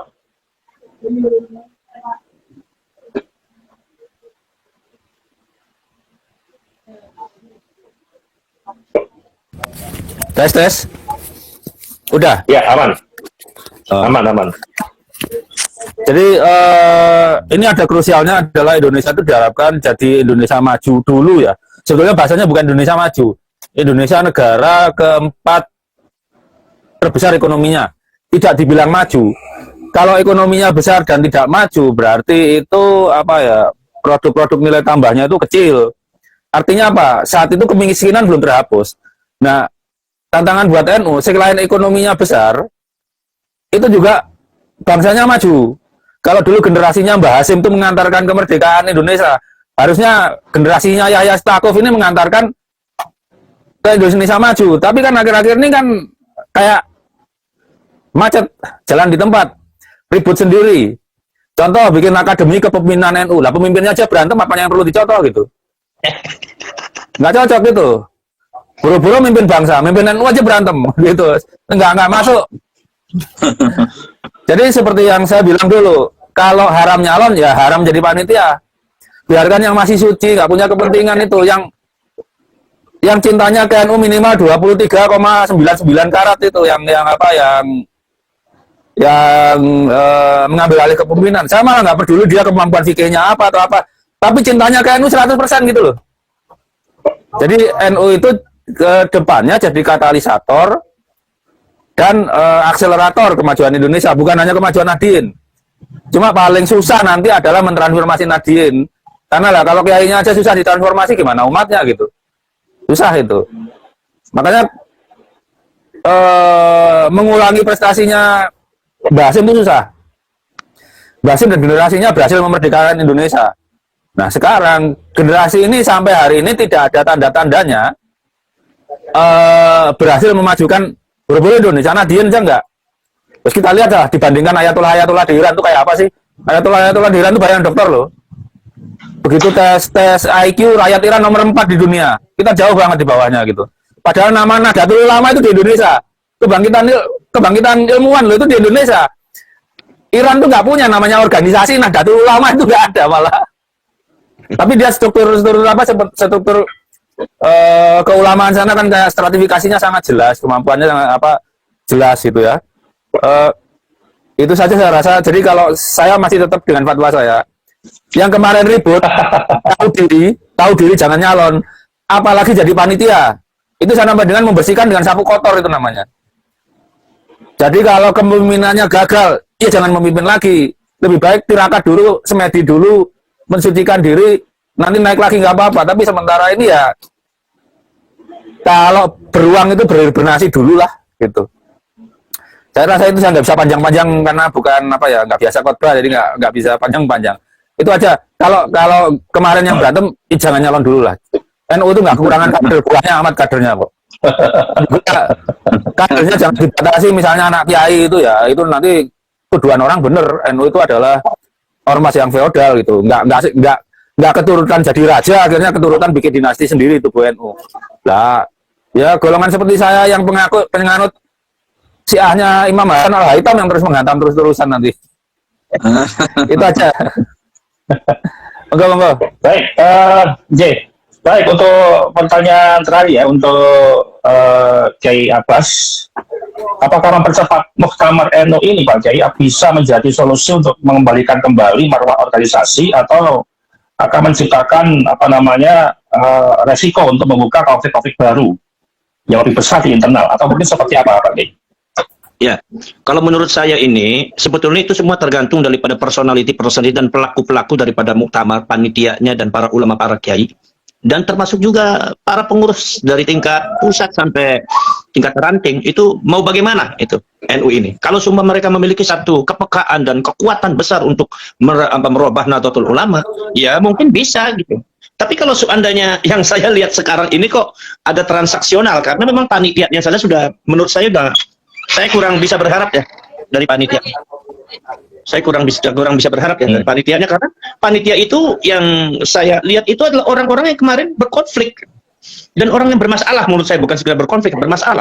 Bagaimana mungkin seumpama mereka yang bermasalah itu kemudian bisa berpikir secara konstruktif atau secara adil, apalagi seumpama secara egaliter organisasi ya. Artinya itu tidak akan bisa, pasti subjektif, dan pasti juga nanti mereka juga akan membuat satu aksi-aksi dan mungkin juga semacam rekayasa bagaimana bilang balik ya. Makanya muncul itu yang disebut riswa itu. Maka saya untuk yang kalau masalah muktamar dipercepat itu baik atau tidak, itu tergantung bagaimana kita, tergantung bagaimana panitianya, tergantung bagaimana kita mau memalas NU-nya, tergantung bagaimana kiai, tergantung bagaimana pengurus NU. Sebab ini yang memilih juga nanti kan, yang memilih kan adanya kan di di tingkat kabupaten, di tingkat daerah dan wilayah itu kan. Itu juga tergantung kita itu. Kalau mereka itu sumpah masih transaksional, masih mempan riswa, masih mempan nanti akan seperti itu. Akan tercipta pengurus-pengurus yang tidak qualified. Pengurus-pengurus yang bukan menyelesaikan masalah kebangsaan, tapi akan membuat masalah kebangsaan. Contohnya masalah ini. Contohnya masalah yang kemarin, yang masalah bagaimana penyelesaian tentang masalah penentuan tanggal masalah Syawal. Itu kan dari ketika Khalil Nafis itu mengemukakan bahwasanya kita harus berdasarkan itu pemerintah, kalau selain pemerintah tidak boleh kan, diharamkan. Itu kan sempat ada polemik itu di kalangan orang-orang Muhammadiyah yang berbeda dengan kita. Artinya walaupun secara normatif itu memang seperti itu yang dipahami oleh Nahdlatul Ulama, tetapi dalam tataran tatbiqul ahkam syar'iyyah itu harus tadrij, harus ada fasenya, harus ada toleransinya. Itu yang mungkin kurang difahami oleh Khalil Nafis itu. Sehingga al-ahkamu syar'iyyah itu langsung ditatbik begitu saja. Padahal Rasulullah nggak seperti itu. Yang namanya mabok itu sudah haram, sudah sejak zamannya Nabi Nuh pun sudah haram. Tapi ketika hukum itu diterapkan, maka ada fasenya. Rasulullah tidak langsung, ini langsung haram, itu langsung bisa. Itu enggak. Tetapi harus ada fasenya. Di sini ada antara tatbik dengan hukum itu beda ya. Makanya kalau yang saya harapkan idealnya dipilih pengurus yang lebih baik lagi, dan adanya percepatan ini itu bisa mengadakan transformasi pengurus NU dan pergerakan ke-NU-an untuk membenahi semuanya, termasuk juga nama baik dan kepercayaan masyarakat atau warga NU, kemudian juga bisa menyelesaikan masalah dengan lebih dewasa lagi, lebih berwawasan lagi, lebih bermartabat lagi. Tetapi ketika saya melihat realita yang ada sekarang itu seperti panitianya, ya mohon maaf, saya tidak bicara like or dislike, benci atau tidak benci, tidak, saya tidak ada masalah, saya tidak ada masalah dengan Gus Ipul, dengan Pak Muhammad Nuh, dengan dengan yang lainnya, saya tidak ada masalah. Tetapi ketika sosok beliau itu yang jadi panitia, itu sepertinya itu tidak akan subjektif dan tidak akan konstruktif. Pasti itu transaksional nantinya. Yang saya yakini itu, ya mudah-mudahan itu semua jangan sampai terjadi. Ya, baik Pak Kiai Pak, untuk menanggapi dari sampaikan Pak Kiai atas. Ya, memang kalau amarah wa dalalah ya, amarah wa dalalah itu yang disampaikan Yai Abbas itu berdalil ya. Yang disampaikan Dr. Ubaidillah tadi itu berdalil, yang disampaikan oleh Pak Dr. Sugeng juga berdalil. Tapi kalau saya masih punya harapan, saya terang harapan, karena bagaimanapun yang ada saudara-saudara kita itu juga santri dulu, jadi memiliki cahaya dari para guru-guru mereka dulu di pesantren. Innallaha yaqbalu taubatal abdi malam yughargir, itu saya masih ada harapan bahwa Allah menerima taubatnya hamba sebelum ada di tenggorokan. Kan mereka nyawanya masih belum di tenggorokan itu ya Ubednya. Ya Bas. Mudah-mudahan aja komitmen yang kuat dari mereka ini untuk betul-betul mempunyai kepedulian yang luar biasa terhadap Nahdlatul Ulama, bahwa ini adalah 100 tahun pas Nahdlatul Ulama.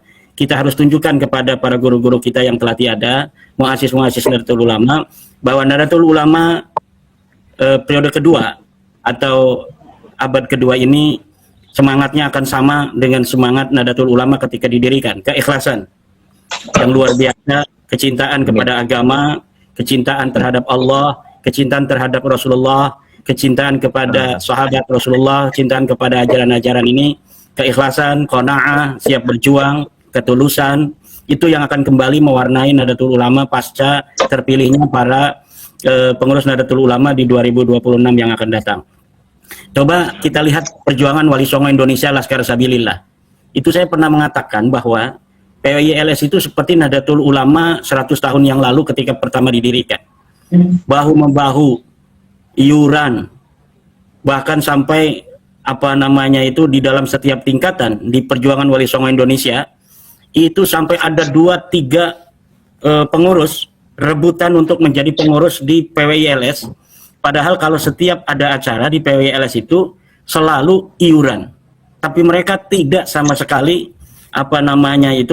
merasa terbebani dengan adanya iuran organisasi, dengan adanya ongkos untuk kegiatan organisasi. Kenapa? Karena di situ ada semangat, di situ ada perjuangan yang melambari setiap detak jantung mereka, desahan napas mereka, tatapan mata mereka. Ada harapan ketika melihat perjuangan Wali Songo Indonesia Laskar Sabilillah dalam berjuang melawan arogansi nasab, mengaku turunan Nabi tetapi tidak terbukti, mengaku turunan Arab tapi haplogrupnya G, yang bukan saja dia bukan turunan Nabi tetapi dia adalah bukan orang Arab, dan kemudian pemalsuan makam, khurafat yang ada. Nah, ini warga Nahdlatul Ulama perhatiannya kepada perjuangan Wali Songo Indonesia Laskar Sabilillah ini luar biasa. Bahkan kalau kita boleh mengatakan ini lebih dari 90% hari ini warga Nahdlatul Ulama lebih dekat kepada PWI-LS di bawah itu. Karena yang menjadi pengurus PWI-LS kebanyakan juga adalah mereka pengurus-pengurus daripada Nahdlatul Ulama dalam setiap tingkatan. Laskar-laskar Sabilillah yang ada di PWI-LS itu kebanyakan adalah anggota-anggota Banser yang hari ini kurang kegiatan, tidak ada tantangan. Dulu melawan HTI sekarang sudah tidak ada. Coba ketikannya kedengaran itu Dr. Sugeng. Oh iya. Dulu Banser melawan HTI, sekarang HTI sudah bubar. Dulu Banser melawan EPI, EPI sudah jadi ormas terlarang. Sekarang tidak ada musuh lagi bagi Banser yang pantas dijadikan musuh ideologis. Tanpa ada musuh ideologis, sebuah organisasi itu tidak akan berjalan. Kenapa NU tahun 1926 itu begitu gandrungi oleh masyarakat Islam ketika itu? Karena ada perlawanan terhadap gerakan Wahabi di Timur Tengah. Kemudian dibawa oleh beberapa lulusan-lulusan dari Timur Tengah ke Indonesia. Ada perlawanan di sana. Organisasi ini adalah bunyanun marsus itu. Kalau berdiri sendiri tidak akan kuat, tapi ketika yuqatiluna fi sabilihi saffa ka'annahum bunyanun marsus, ini di situ ada kekuatan. Dan Nahdlatul Ulama telah membuktikan bahwa Nahdlatul Ulama mampu untuk menjaga organisasi sampai 100 tahun. Yang belum bisa menunjukkan kemampuannya adalah kita hari ini, terutama pengurus PBNU yang ada di atas.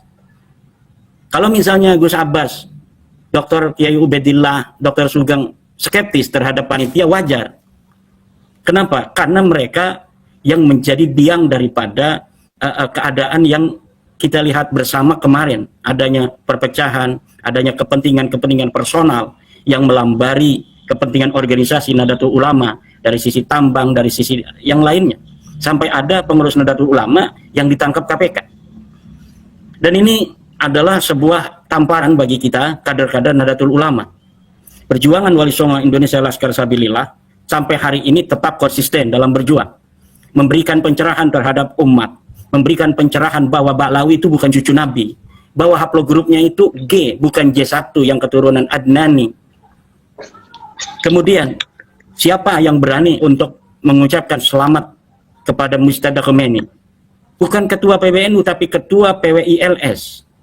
Gus Abbas Buntet berani untuk mengatakan selamat terhadap Sayyid Mujtaba Ali Khamenei.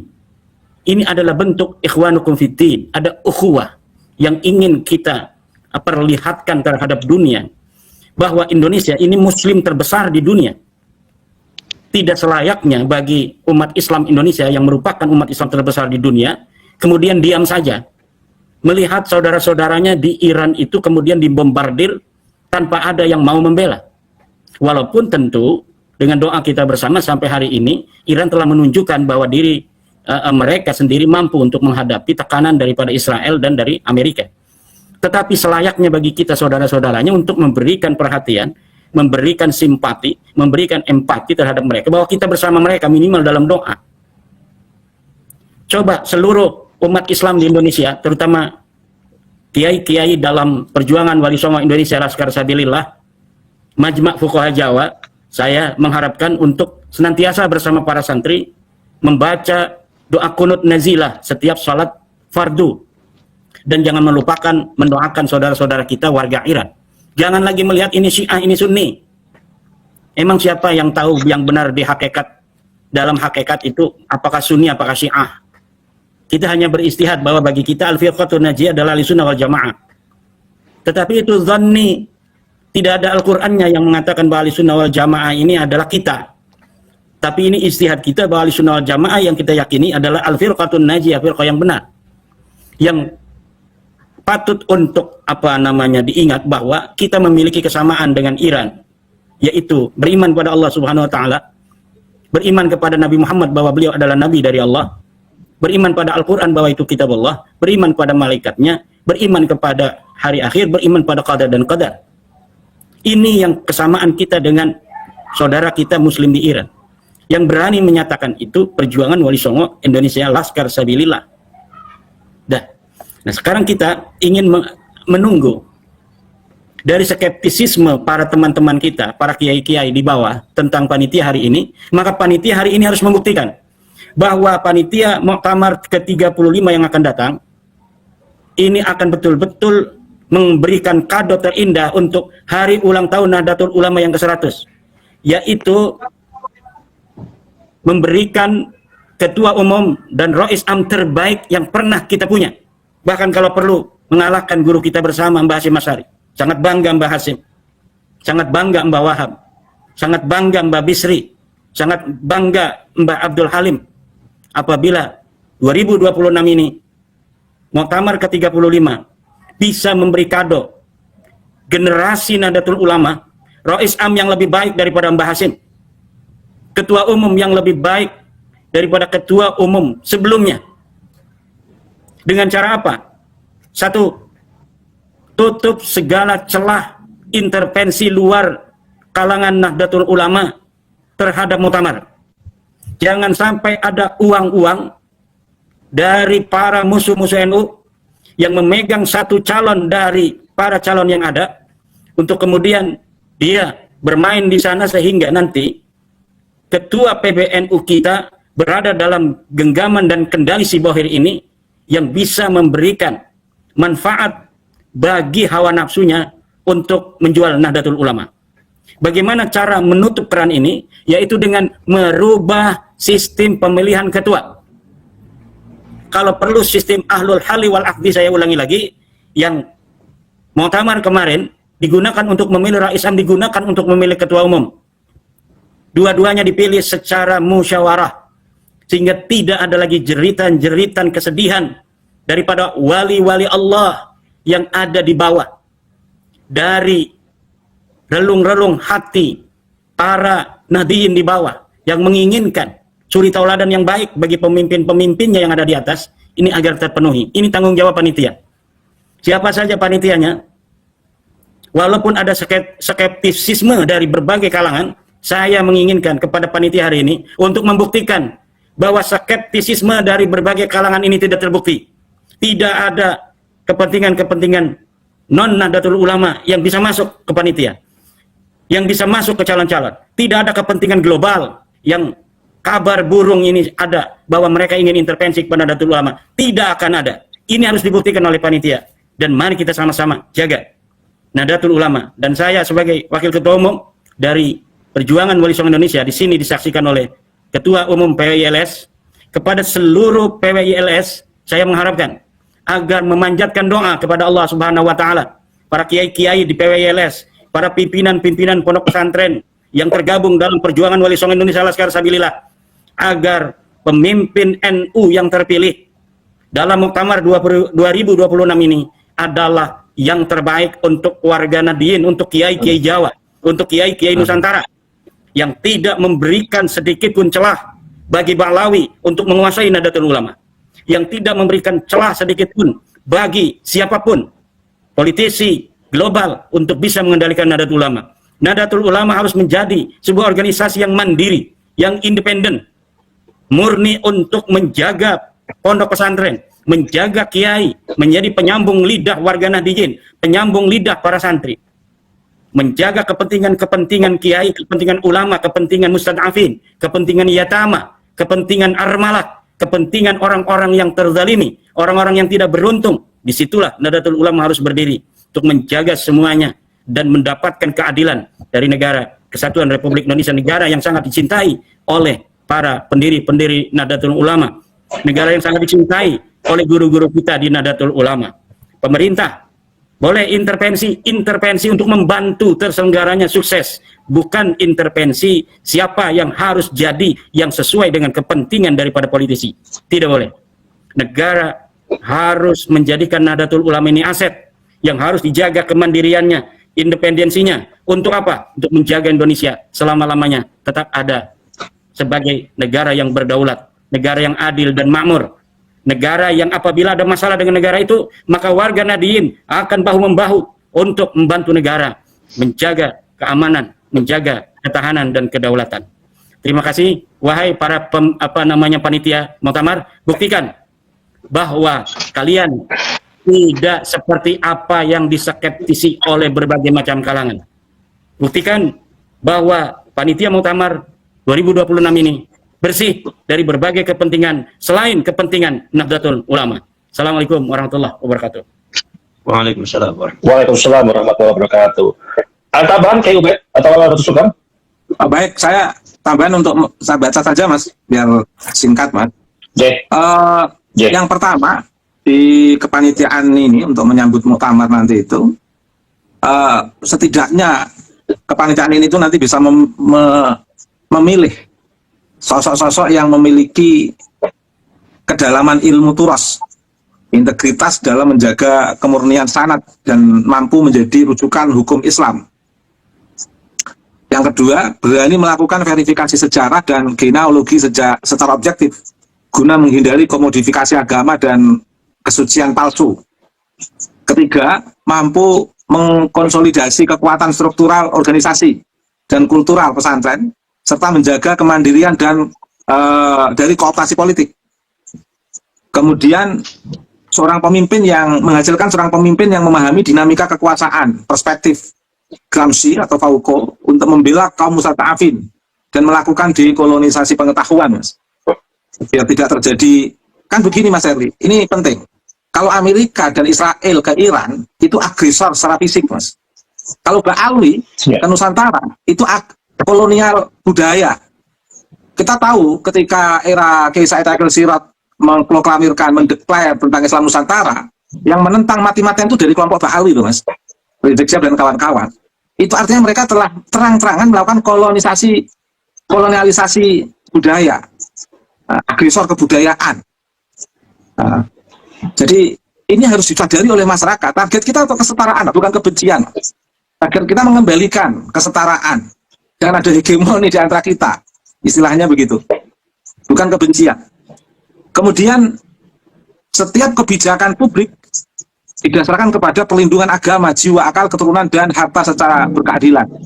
Kita pengen punya pemimpin NU yang seperti itu, Mas Sterling. Kemudian yang terakhir, saya berharap kepada panitia ini itu nanti bisa menghasilkan pemimpin NU masa depan yang mampu mengintegrasikan nilai-nilai pesantren dengan kemajuan teknologi informasi dan metodologi sains modern. Jangan bikin malu. Pengurus PBNU anti ilmu pengetahuan. Atau kalau biar cintanya nggak salah, biar tidak salah mencintai, pengen ketemu cucu Nabi yang terkonfirmasi, kalau kurang pede mengakui cucu Nabi dari Zuriyah Wali Songo karena pesek-pesek mungkin, itu cucu Nabi yang masih bangir-bangir di Iran itu Mas, Ali Khomeini, Ali Mustaba itu di Maroko, di beberapa suku Houthi itu banyak suku Zuriyah Nabi itu.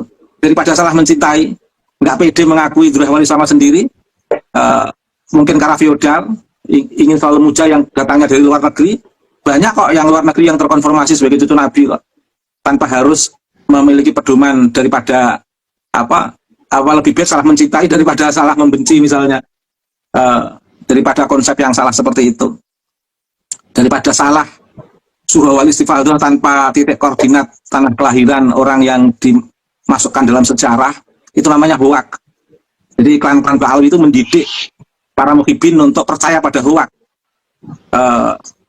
Saya katakan mendidik percaya pada hoak itu apa? Untuk mempercayai surah wal istifadah yang datangnya bukan dari kawasan sumber informasi, bukan dari asal informasi. Bilang Nabi tapi informasinya harus diambil dari dari Robitoh di Jakarta. Ngambil sumber informasi dari Yaman aja salah kok. Dari Robitoh Jakarta gimana? Dan lain sebagainya. Banyak hal yang memang timpang dari perspektif ilmu pengetahuan kita, bukan kita lah, mereka yang betul-betul tidak menerima ilmu pengetahuan dalam konteks kesejarahan ini, dalam sejarah peradaban Islam terkait dengan fenomena Ba'alwi yang sangat ngotot dan tidak malu mengaku-ngaku cucu Nabi, pamer-pamer sertifikat dan lain sebagainya. Nah, ini saya berharap ada titik kesadaran lah, biar tidak ngerusuh-ngerusuhi peradaban Islam, biar peradaban ini tetap berjalan sesuai dengan koridor sejarah yang jujur. Sejarah yang jujur. Begitu aja Mas Ali, terima kasih. Baik, Dr. Sugeng ada tambahan, Dr. Suara apa, Dok? Ya seperti kata Kiai Mat tadi, dasarnya kita sains itu skeptis kok. Orang kalau belum ada buktinya gimana mau dipercaya gitu. Nah ini kan masalahnya panitianya itu terbukti terlibat kerusuhan kemarin, itu yang bikin kita pesimis. Umpama panitianya orang benar-benar baru, Kiai Mat mungkin malah kita punya harapan tidak terlibat perselisihan kemarin gitu. Kalau sedikit masalah kalau apa kayak Ubadillah tentang nasab, mungkin Kiai besok-besok dosen-dosen UNU itu bisa mengundang profesor-profesor Marga Tabata Bayi dari Iran itu banyak kayak. Jadi tanggung dapat profesor sekaligus cucu Nabi yang jelas itu. Banyak Marga Tabata Bayi Iran keturunan Sayyid Ahmad Rais Tabatabai itu banyak sekali yang di profesor. Nggak cuma di Iran, di Jerman, di Inggris, di Amerika itu banyak. Bahkan salah satu kemarin sempat jadi penasehat Presiden Joe Biden. Dia itu menunjukkan kecemerlangan mereka. Cari aja kayak gitu diundang jadi profesor-profesor di NU. Jadi kita dapat ilmunya, dapat cucu Nabi beneran gitu. Bukan cucu Nabi. Nah, masa ya bayangin lah. Amerika itu maju kenapa ya? Coba. Yang datang marganya Einstein, Bohr. Coba lagi. Kita yang datang marganya Asegaf, Al-Habsyi dan kawan-kawan, gimana majunya? Kan seperti itu. Jadi itu aja. Jadi kalau saya sih pesimis karena membersihkan sesuatu itu harus dengan sapu bersih. Ini muktamar ini tanda-tandanya kita masih pakai sapu kotor. Kalau masalah itu Nabi ya udah jelas lah, kita tinggal Bawi dan PBNU sekarang apakah masih punya malu karena datanya bisa setiap terbuka. Datanya Sadar Raisi Tabatabai, terus Rosi Tabatabai atau yang lain-lain tuh bisa kita lihat, bisa kita cek, bisa kita hitung. Masa bangsa Indonesia nggak mampu menghitung kan lucu. Jangan sampai se-Indonesia kelasnya sama dengan Rumah Labas, so kacau nanti. Itu aja dari saya. Enggak Mas Ali? Ya baik, sungguh luar biasa pesan-pesan dari Kiai dan Dr. Sugeng hari ini yang bertujuan untuk membuat PBNU itu makin bercahaya. PBNU itu dengan pembaharuan yang memang betul-betul mengedepankan adab dan ilmu, bukan hanya bisnis-bisnis yang memang tidak untuk berpihak kepada kepentingan umat. Dan ini adalah harapan kita semuanya dan juga terhadap panitianya, walaupun skeptis ya minimal sisakan 1% kita masih optimis ya. Tapi sepertinya memang harus diperbaiki seluruhnya. Dan untuk siapapun pemimpin di depannya, baik Islam ataupun ketua PBNU, jangan ada lagi cucu-cucuan yang menduduki jabatan-jabatan struktural di PBNU gitu ya, apalagi sampai 9 Habib ya yang masuk ke dalam tingkatan struktural di PBNU hanya di era kepemimpinan Gus Yahya yang menempatkan posisi itu. Jadi kalau bisa dihapuskan, dibersihkan, di vacuum cleaner ya, jangan sampai menghegemoni lagi atau memanfaatkan NU. Jadi kembalikan NU itu kepada kiai-kiai Nusantara. Baik, terima kasih ke atas Iman, ke Ubed dan Dr. Sugeng yang sudah menemani teman-teman hari ini untuk lebih fokus dan membahas untuk kepentingan NU di masa yang akan datang. Teman-teman, terima kasih atas waktunya yang sudah berkomentar. Kita kembali lagi di episode berikutnya. Akhir kata saya ucapkan, wassalamualaikum warahmatullahi wabarakatuh. Waalaikumsalam. Pamit Gus Abbas, ya Iman. Monggo. Oke, terima kasih Gus. Saya Iman, Dr. Sugeng. Waalaikumsalam warahmatullahi wabarakatuh. Monggo. Assalamualaikum.